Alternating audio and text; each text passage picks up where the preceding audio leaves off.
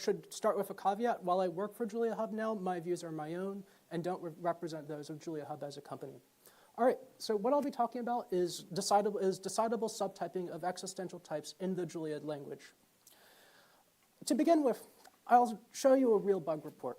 So this user, who admittedly is a Julia developer and thus is slightly self-inflicted, tried to add a method definition. Note, a method definition. They didn't try to call it yet, and it caused the language to Stack Overflow. This is sort of bizarre, and what happens to you if you run into this is that Julia will just sort of die. Like, you'll get a completely nonsense stack trace. It'll be very unpleasant. And the reason why, to sort of spoil this a little bit, which you might have done for yourself if you read the title of the talk, is that Julia tried to do some subtyping, and it went very wrong. So what's going on here? Is this a bug in Julia's implementation, or is this something that's more fundamental and theoretical that's going on here? If we go and look at the implementation, it's kind of complicated. It's 5,000 lines of C code written by only a couple of people. There's absolutely no formal specification of it. There's some inference rules, but they're not strictly followed. And there have been hundreds of issues that have came up over time that have mostly been resolved, but they illustrate that there's bits of this that people keep running into. So to spoil this a little bit more, this is actually an undecidable problem. These issues that people are running into where Julia will start stack overflowing and infinite looping in strange places on them is actually a consequence of the fundamental undecidability of Julia's subtype relation. The reason why this is particularly important in Julia is because undecidability is something that comes up at runtime.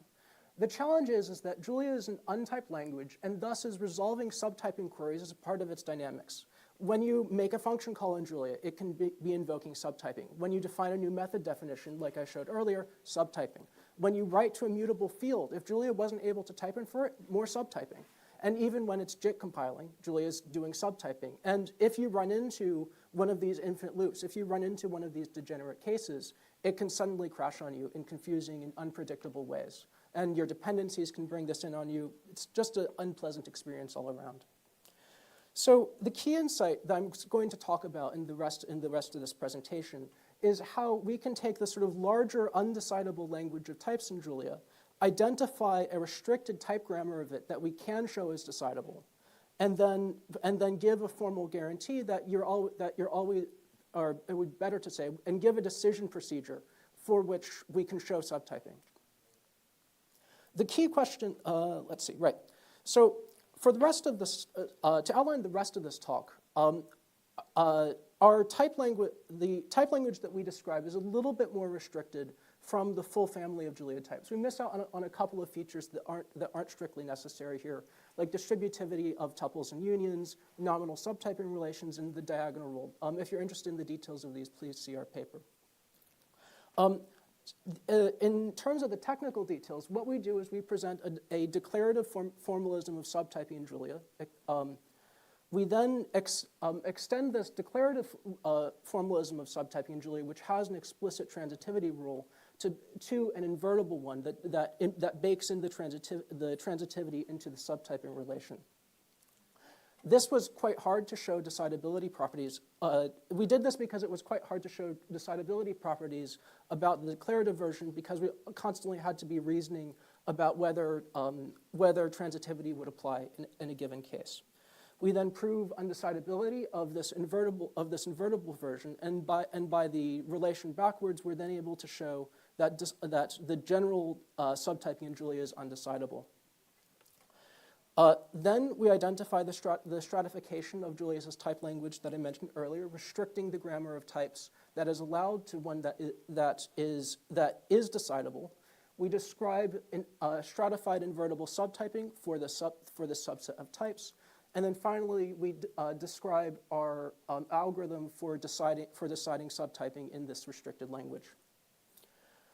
Okay, so to give a very quick overview of the language of types that we support in Julia, we capture the top type, the bottom type, type variables X. I'll talk a little bit more about this later.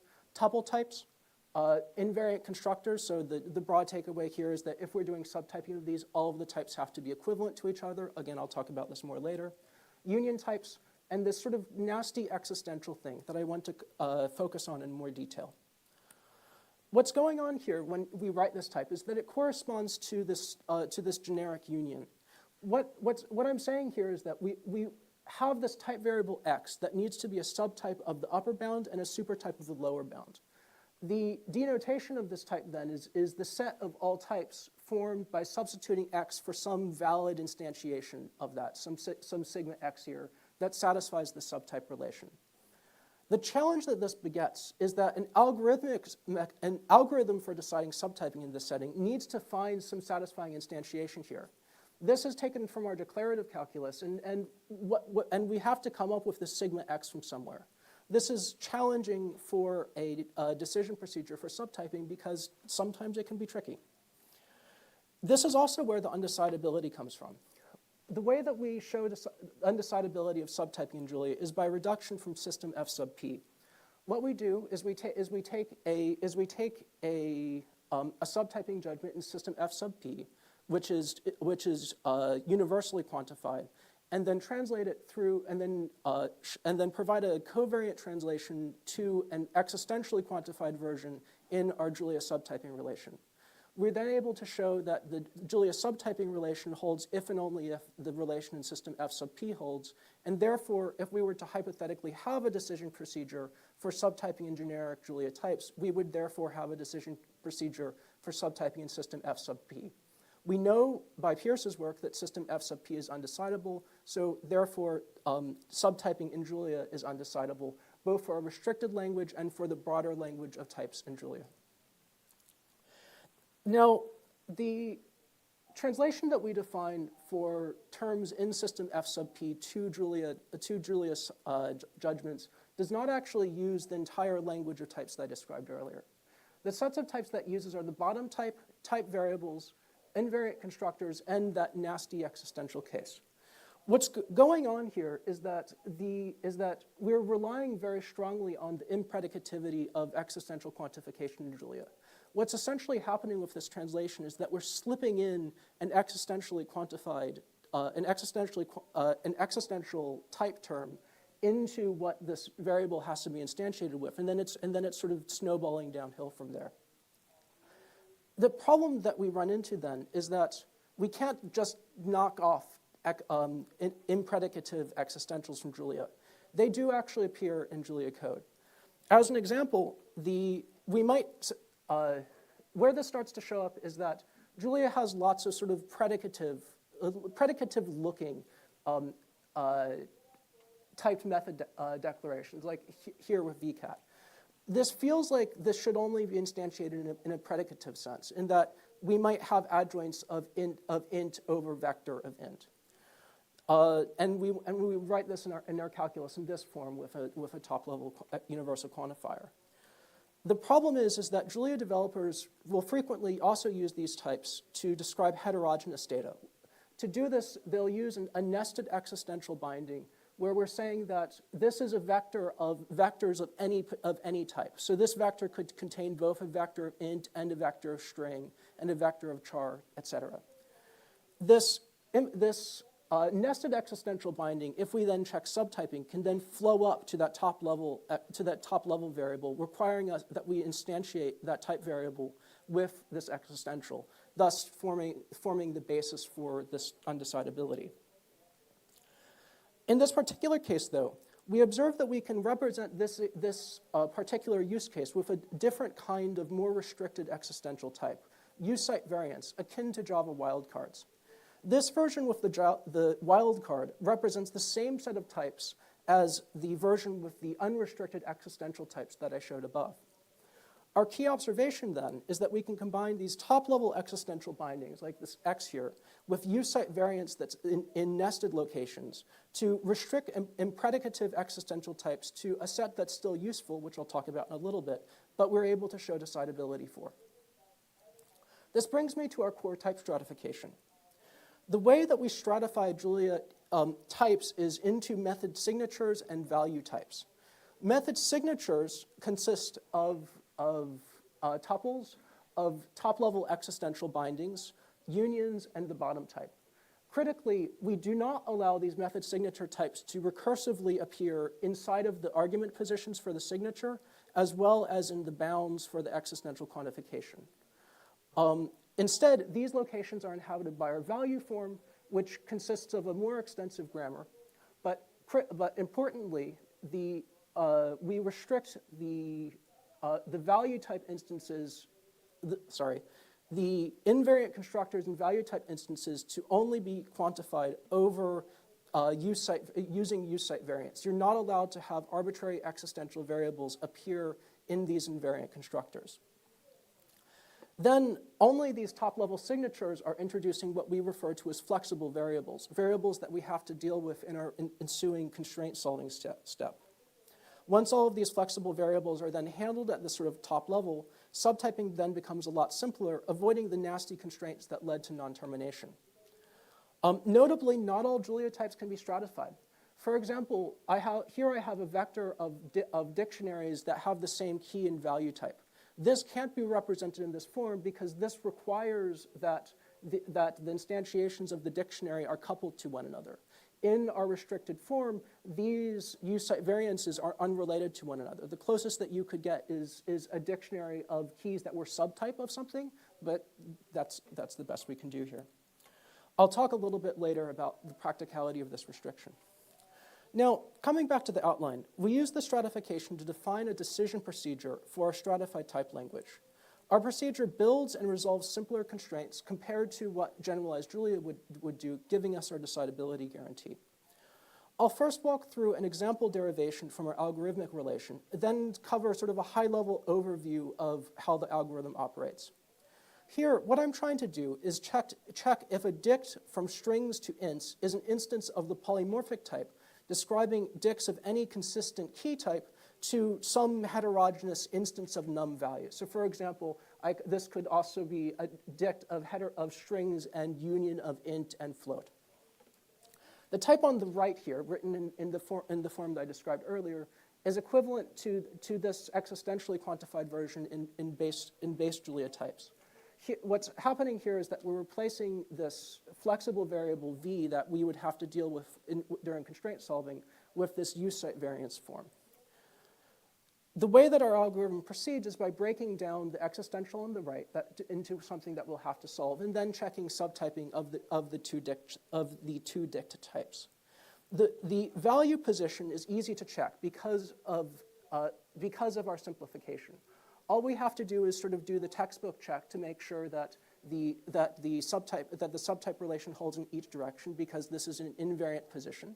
So we need to show equivalence of the value of the element in value position. But the element in key position is a little bit trickier. The challenge here is that this k is a flexible variable. We need to figure out some constraints on what it can be instantiated with.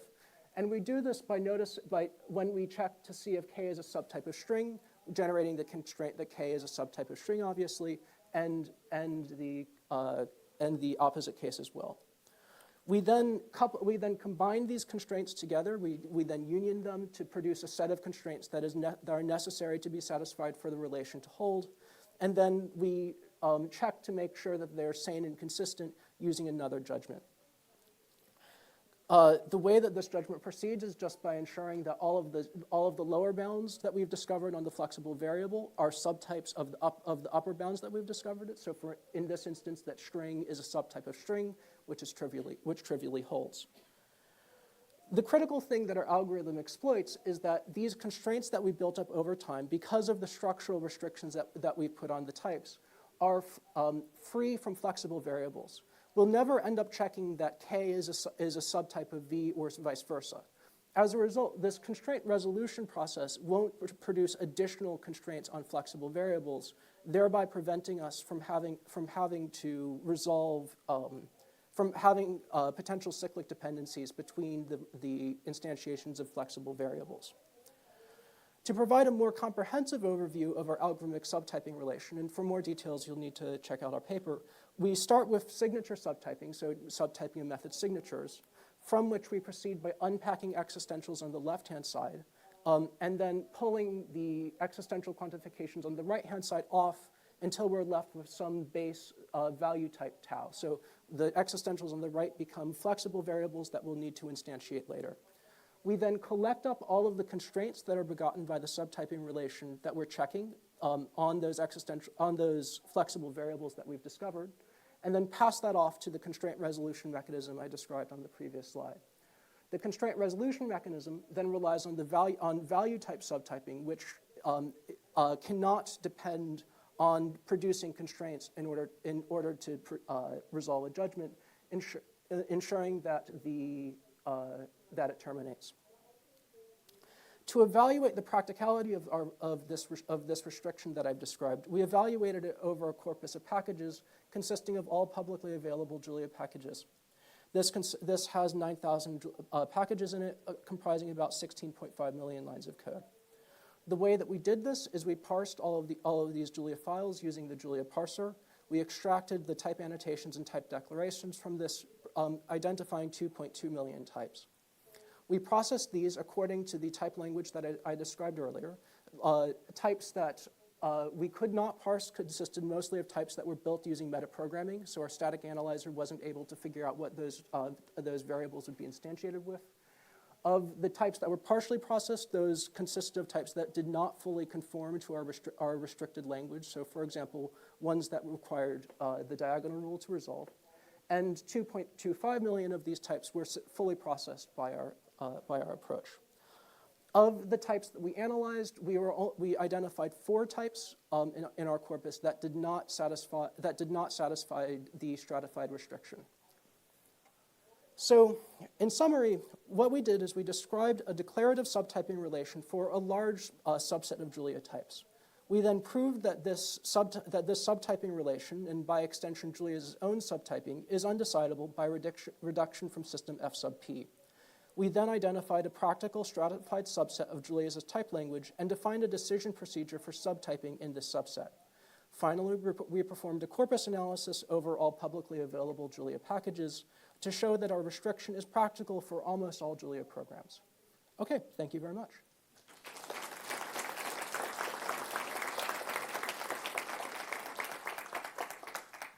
Yeah, go ahead.